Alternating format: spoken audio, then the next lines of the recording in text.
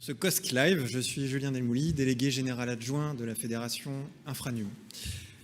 Comment accompagner la numérisation des entreprises? Comment les aider à se retrouver dans la jungle des technologies, des offres et de l'éligibilité? C'est la thématique de notre table ronde ce soir. Et on sent dès l'énoncé que la tâche ne va pas être simple. En effet, technologie cuivre ou fibre, RTC, VoIP, PABX, réseau MPLS, sans parler du marketing des opérateurs télécoms, on pressent que la tâche pour un chef d'entreprise qui n'est pas forcément un spécialiste des télécoms va être ardue. Démystifier cette jungle des offres, c'est la tâche que nous nous sommes fixés ce soir. Et pour y répondre, je suis accompagné de 3 spécialistes. Laurent Silvestri, président d'OpenIP, Pierre Pfister, directeur général d'Adista. Bonjour. Et Sébastien Baudelin, directeur général adjoint de l'opérateur Kertel. Excusez-moi. Bonjour. Bonjour. Votre point commun, c'est d'être tous les 3 utilisateurs du réseau COSC, mais vous vous différenciez par le segment de clientèle que vous adressez, par la manière dont vous vous adressez à ce segment de clientèle. Est-ce que vous pouvez nous en dire quelques mots très rapidement? Bonjour, je suis Laurent Silvestri. En effet, je suis président fondateur de la société OpenIP. OpenIP est la filiale française du groupe Destiny, qui est un opérateur télécom entreprise, qui accompagne les entreprises de la connectivité aux disponibilités, dans la lutte contre la cybersécurité aussi, la transformation des moyens de communication, notamment face au travail hybride ou à l'évolution de la relation client qui est plutôt omnicanal aujourd'hui. Et puis on accompagne aussi nos clients dans la migration vers le cloud.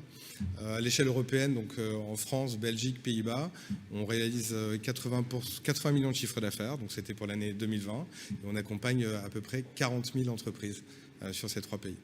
Avec une particularité pour le marché français, c'est qu'on adresse principalement le segment PME, donc avec une cible de 3 millions de PME. Et pour leur apporter le plus de proximité possible, on le fait main dans la main avec un réseau de partenaires de proximité, intégrateurs et opérateurs de services à qui on fournit tout notre catalogue pour accélérer la numérisation des PME. Pierre?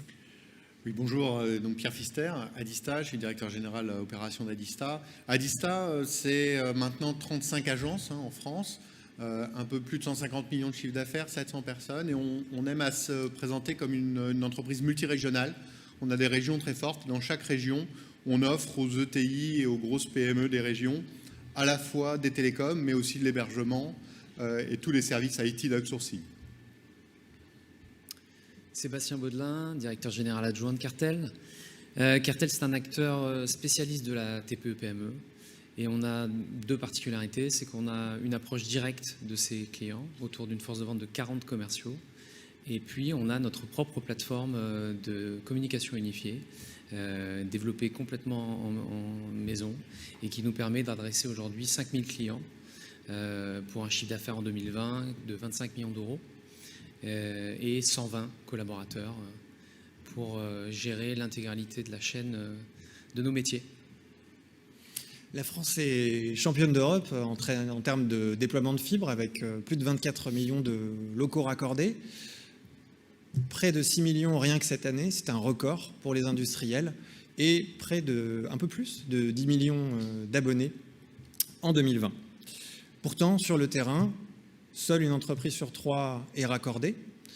Et parmi ces entreprises, 1 sur 6 pense, à tort ou à raison, qu'elle n'est pas éligible à la fibre et donc n'entamera aucune démarche pour s'y raccorder. Pierre, avec l'arrivée de la fibre mutualisée, avec ou sans garantie de qualité de service, est-ce que, enfin, la fibre se déploie correctement pour les entreprises ? Je crois qu'en fonction de votre question, il y a deux types de réponses. Effectivement, il y a de plus en plus de disponibilité, donc quelque part, elle se déploie et elle finit par se déployer. Ce qui est quand même très frappant, et pour avoir passé un peu de temps à l'étranger et revenir en France depuis 2-3 ans, c'est que finalement, les process de déploiement, de bout en bout, sont toujours assez complexes. Et si j'osais une comparaison, c'est un peu la différence entre la logistique et la supply chain, c'est-à-dire que chaque acteur s'est amélioré, Mais évidemment, vu du client, il y a énormément d'acteurs qui se passent la balle, j'allais dire, pour finir d'installer les télécoms. Et ça reste une activité complexe. En ça, Cosc, qui a décidé de se spécialiser dans le B2B, offre déjà un niveau de qualité de service et va continuer forcément à améliorer, avec le travail avec nous les clients, la qualité de service de déploiement de bout en bout, parce que ce process de déploiement doit être optimisé pas uniquement chez Cosc ou pas uniquement chez Adista ou pas uniquement chez OpenIP, mais globalement pour que pour le client, ça soit extrêmement simple. Et là, je pense que l'industrie, globalement, a encore un peu de travail effectué. Sébastien, ça a encore un sens de se raccorder en cuivre ou RTC? Il faut privilégier la fibre, très clairement. Il faut privilégier les technologies qui prennent le pas dès aujourd'hui. D'une part, le cuivre, il y a un horizon de fin, même s'il n'est pas encore précisément défini. Il est prévu dès à présent. Donc, de facto, on est obligé de se positionner sur les réseaux qui vont prendre la suite. Le seul cas de figure où on est encore obligé de se servir du cuivre, c'est quand on n'a pas d'éligibilité fibre, justement. On peut utiliser un petit peu de la 4G, mais ce qu'on fait d'ailleurs chez Cartel de plus en plus, on privilégie la 4G, mais on est quand même parfois obligé d'exploiter encore le cuivre pour servir nos clients. En proportion, vous déployez aujourd'hui plus de fibres ou plus de cuivre? On déploie 2 fois plus de fibres que de cuivre aujourd'hui. Donc clairement, on a pris évidemment ce tournant, notamment en démarrant avec Cosc la fibre mutualisée il y a maintenant près de 3 ans. Et donc voilà, ça se traduit dans les chiffres et ça va évidemment s'accélérer au gré de l'évolution de l'éligibilité fibre. La fibre est en marche. Exactement. Laurent, aujourd'hui, les priorités d'un client, c'est quoi? Je crois que là, Pascal Dumas l'a bien résumé tout à l'heure. En fait, la priorité, c'est certainement l'accélération de la numérisation. La numérisation, ça veut dire pour l'entreprise de la performance, de la flexibilité. On l'a vu avec le Covid, de la résilience aussi. Donc il faut avoir des outils numériques, il faut avoir des outils qui sont déployés dans le cloud. Et pour les utiliser de manière la plus performante, il faut du très haut débit.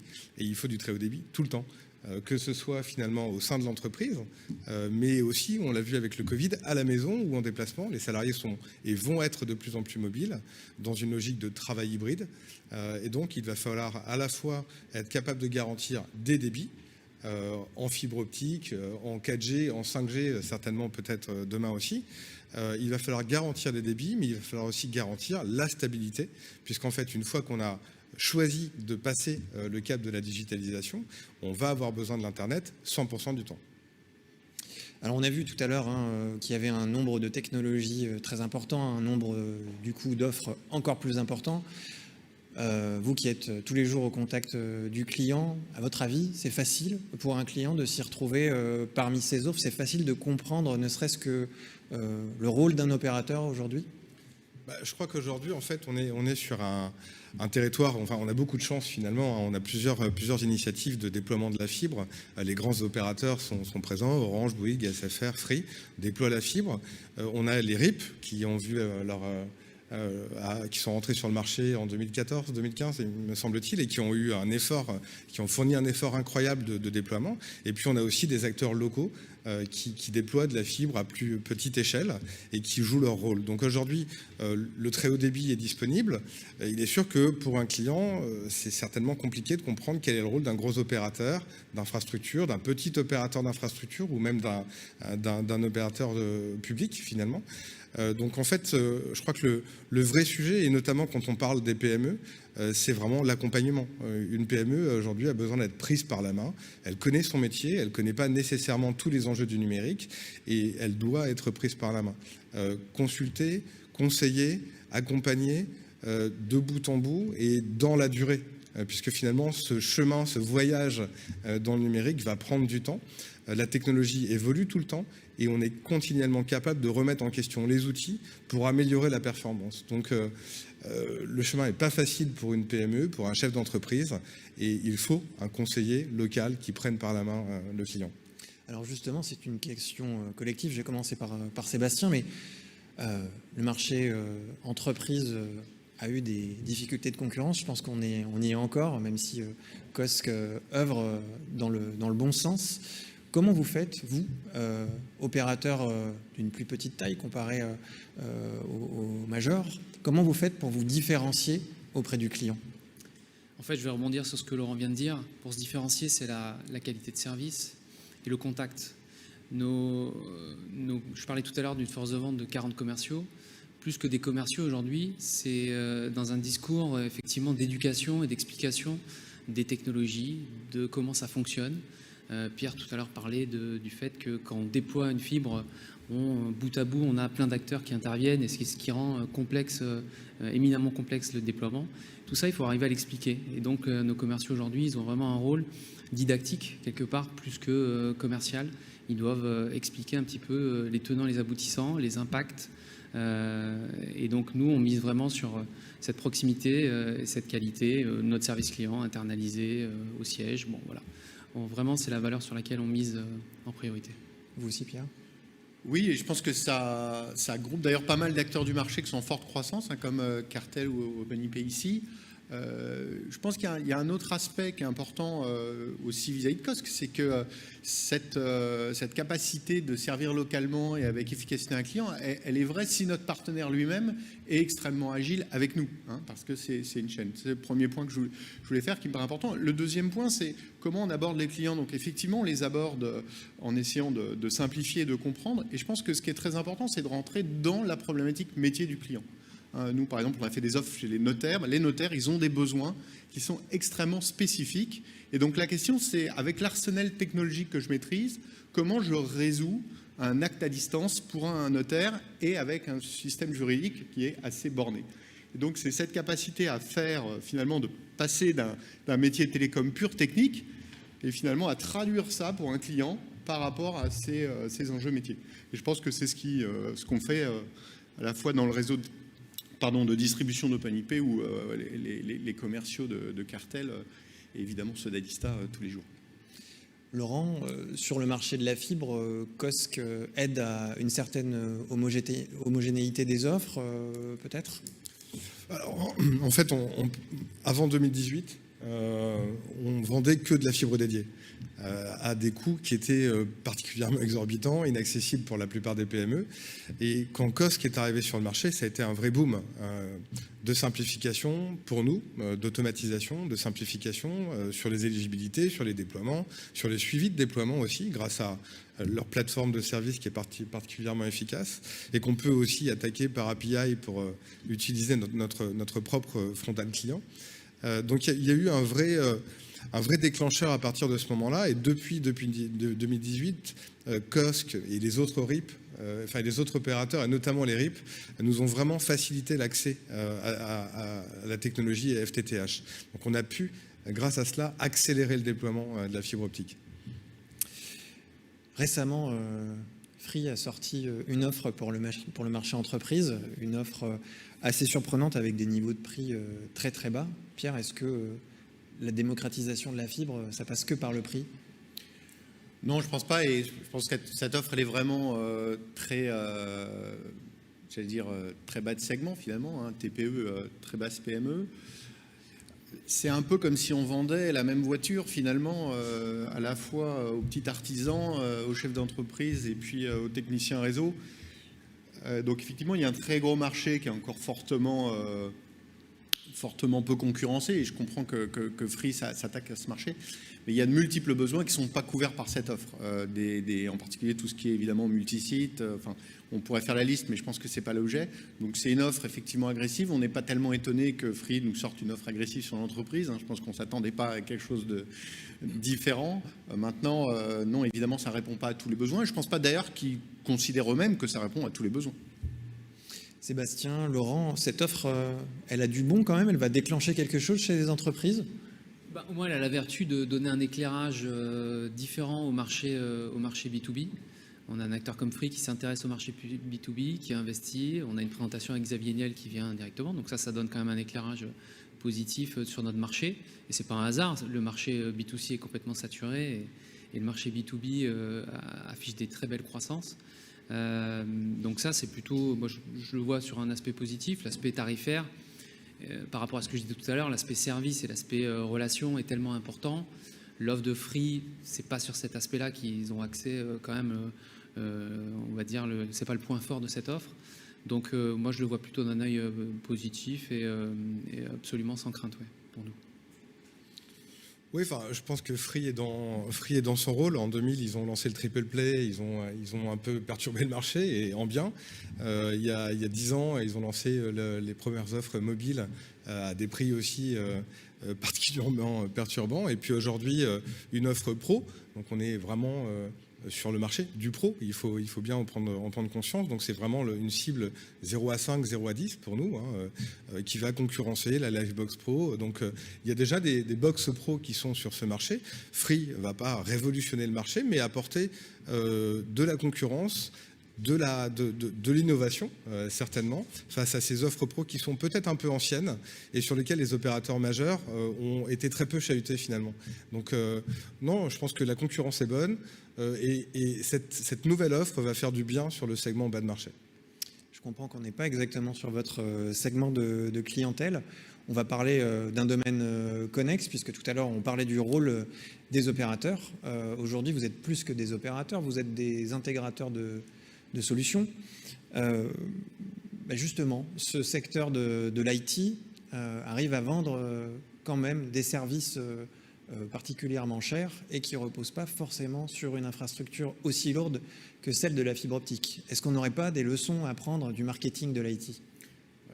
Je pense qu'effectivement, nous, on aime à se présenter comme des opérateurs de services managés, c'est-à-dire qu'effectivement, on fait des télécoms, mais on fait aussi de l'IT et on manage l'IT pour les clients. Et ce qui est assez frappant, c'est que finalement, dans la mécanique informatique, on a des capacités à faire du sur-mesure de façon assez facile et finalement avoir une segmentation marketing qui est assez fine. Je pense à du stockage, par exemple, c'est très segmenté en performance, ou à du PRA, il y a beaucoup de choses.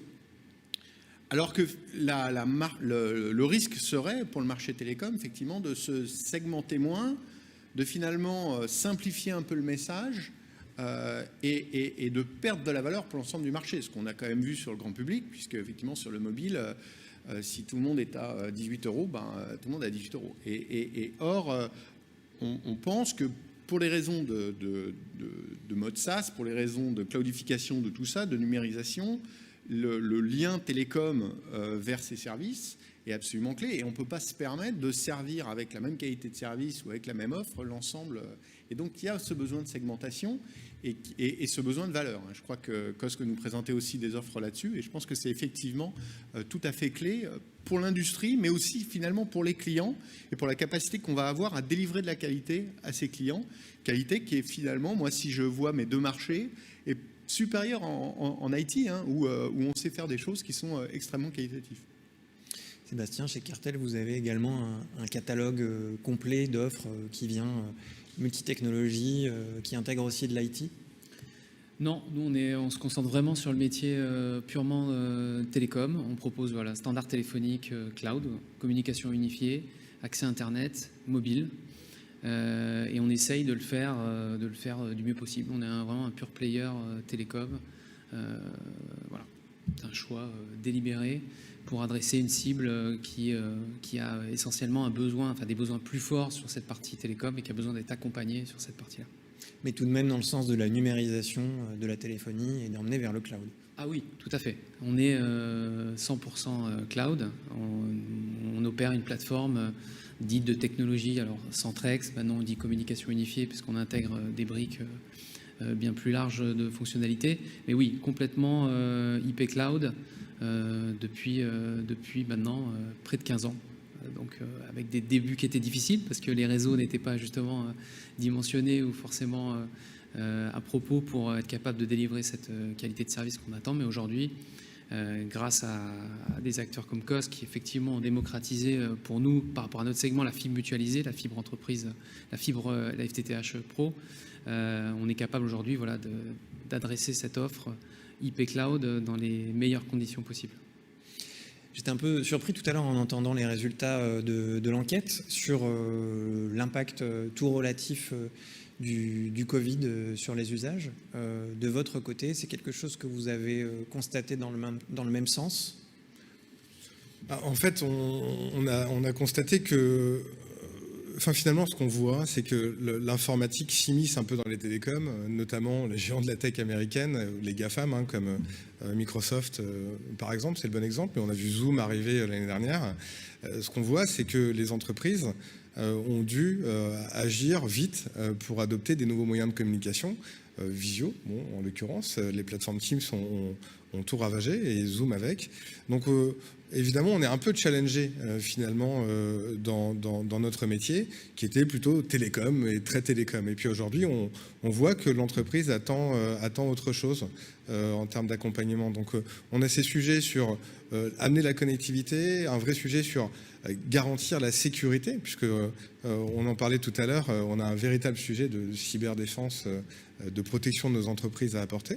Et puis, on a aussi une transformation du métier de l'opérateur qui va aller parler aux gens de l'informatique. On le voit, nous, avec notre réseau de partenaires de proximité, qui vient beaucoup du monde de l'informatique. Et on doit créer les passerelles, finalement, entre nos services télécoms et les services informatiques. Teams, le bon exemple. Donc aujourd'hui, on fournit des solutions qui permettent de téléphoner à partir de Teams, par exemple, de plateformes de collaboration. Mais on a aussi un nouvel enjeu qui est arrivé avec la mobilité et un besoin d'avoir plus de haut débit mobile et de manière beaucoup plus pratique et partout sur le territoire, avec là aussi des problèmes de couverture. Donc les besoins évoluent, la technologie évolue, et on est là pour s'adapter et accompagner le client dans ce voyage, encore une fois. Pierre, Sébastien, vous qui faites le grand écart en termes de segment de clientèle, avec plutôt un côté PME, ETI pour Adista, et puis plutôt TPE, PME côté Cartel, vous constatez que les usages sont en train d'entraîner une appétence pour la fibre et peut-être pour les garanties sur la fibre? Moi, j'ai envie de vous répondre, en même temps de répondre aussi un peu à la question du Covid, parce que nous, ce qu'on a vu qui était assez intéressant, c'est que on a eu des demandes tellement importantes d'augmentation de débit qu'on a livré nos clients sans même leur faire de propositions commerciales ni quoi que ce soit, en se disant il faut les sortir du trou, et les équipes se sont attachées à faire ça. Et donc il y a eu une très forte demande d'augmentation de VPN, de débit, pour pouvoir supporter le travail à distance. Et ce qu'on pense, c'est que cette première étape-là, il va y avoir quelque part, on peut quand même espérer qu'à un moment on va retourner plus au bureau. Et on va avoir tout le monde au bureau qui va se mettre à utiliser du Teams, du Zoom, de ce qu'on veut. Et donc, il va y avoir une exigence vis-à-vis du débit, de la qualité de service du réseau, qui va être supérieure à celle d'avant.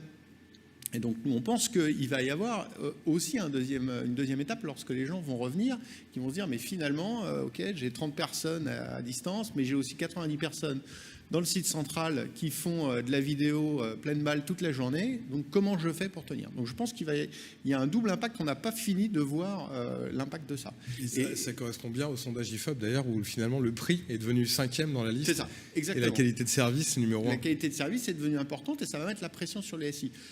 Sur la collaboration et tous les outils de collaboration, nous, c'est notre segment qui est en plus forte croissance.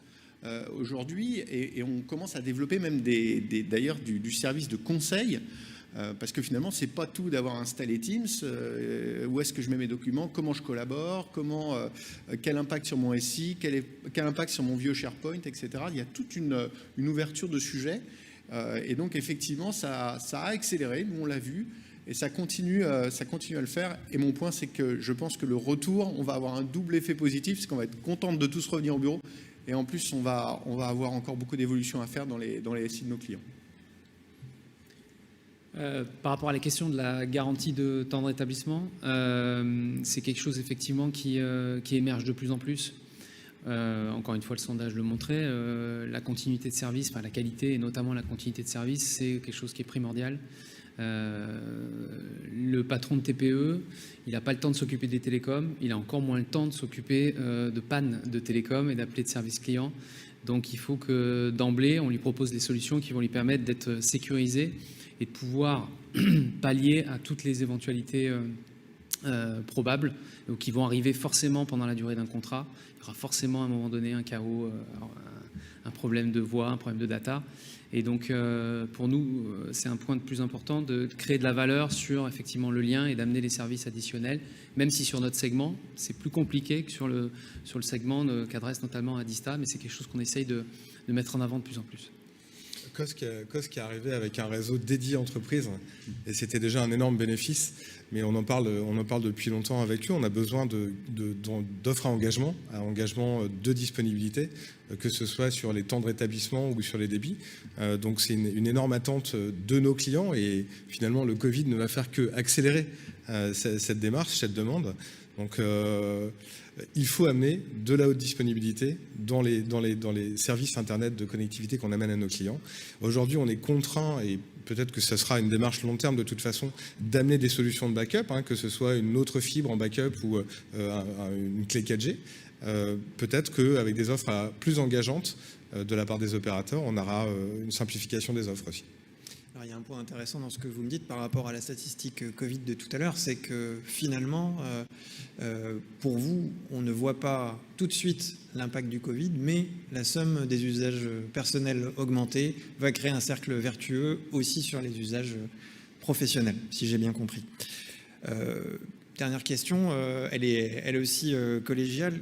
Qu'est-ce qui, selon vous, va déclencher le passage à la fibre des entreprises ? Paul nous a dit tout à l'heure, la fibre, c'est maintenant. Qu'est-ce qui va déclencher réellement ce passage ? Tout simplement de les proposer. En tout cas, nous, sur notre segment, on l'a vu tout à l'heure que le sondage disait que la plupart des entreprises étaient prêtes à y passer, mais ils ne sont pas au courant de l'éligibilité sur une partie, ou ils ne le font pas. C'est parce qu'en fait, effectivement, il faut être proactif, aller vers eux et leur proposer. Nous, c'est ce qu'on s'attache à faire. On a énormément de patrons de TPE. Ils savent que la fibre, c'est quelque chose qui arrive. Mais quand on a une société de 7-8 personnes, on a énormément de choses à gérer. Et justement, c'est la vertu d'un acteur comme Cartel que de le prendre par la main, comme disait Laurent, et de l'accompagner de A à Z et de l'amener vers la fibre. La volonté est là, mais il faut qu'il y ait effectivement un acteur pour accompagner les entrepreneurs sur cet aspect. Pierre, le levier pour vous ? Je pense qu'effectivement, là-dessus, on est, comme toujours là, j'ai l'impression d'être très aligné. Il y a ce sujet d'éligibilité et il y a ce sujet de segmentation. C'est-à-dire qu'effectivement, très longtemps, on avait finalement, pour faire court, une FTTO sur le site central et puis des SDSL partout. Bon, maintenant, ces sites, ils sont en train de basculer en fibre. Ils n'ont pas tous les mêmes besoins. Ils n'ont pas tous des besoins de sécurisation. Si vous avez un entrepôt où il y a un gars qui passe toutes les semaines, c'est pas le même enjeu que si vous avez un site de prod qui doit fonctionner 24/24. Et donc la capacité, avec les offres de Cosc et avec parfois les offres de concurrence, soit d'avoir une fibre qualitative Cosc, par exemple, unique, mais qui a de la qualité de service pour un site moyennement critique, et puis des sites plus critiques qui vont être redondés, cette capacité à finalement avoir une réponse complète et segmentée sur le besoin, je pense que c'est ça qui va déclencher encore plus vite le déploiement de la fibre. Laurent, et ça sera le dernier mot avant de conclure. Oui, bon, de toute façon, on est à peu près tous d'accord là-dessus. Il faut de l'accompagnement. En effet, notre rôle d'opérateur de proximité, il est de donner l'information de disponibilité de la fibre à nos clients. Donc, on est, nous, dans une démarche d'éligibilité de masse pour reprendre tous les sites de nos clients et savoir ceux qui sont éligibles à la fibre, à quelle fibre, et à leur faire cette proposition. Et maintenant, côté client, je pense que le Covid aura été évidemment un énorme déclencheur parce que le numérique devient l'allié numéro 1 quelque part de l'entreprise. Alors, elle ne sait pas encore comment elle va pouvoir l'utiliser pleinement et il y a plein de chemins. On parlait du e-commerce, mais il y a aussi le CRM. Il y a plein de chantiers numériques en fait que l'entreprise va devoir choisir et adopter. Maintenant, il est évident que le très haut débit, quel que soit le très haut débit, mais la fibre, évidemment, elle a peut-être le haut débit le plus simple et le plus fiable. Le très haut débit va devenir obligatoire. Obligatoire parce qu'une fois que je passe dans le numérique, j'ai besoin de haut débit tout le temps. Les entreprises sont-elles prêtes à passer à la fibre ? Les opérateurs sont-ils en train de transitionner dans leur modèle, notamment grâce à Cosc ? Ce sont les réponses auxquelles nous avons tenté de répondre ce soir et ça sera notre contribution du jour grâce à Laurent Silvestri, président d'OpenIP, Pierre Pfister, DG d'Adista, et Laurent Baudelin, DGA de Cartel. Sébastien Baudelin, décidément, DGA de Cartel. Merci à tous. Je passe la parole à Paul Le Dantec pour la présentation de la feuille de route et des ambitions de Cosc pour 2021. Merci. Merci.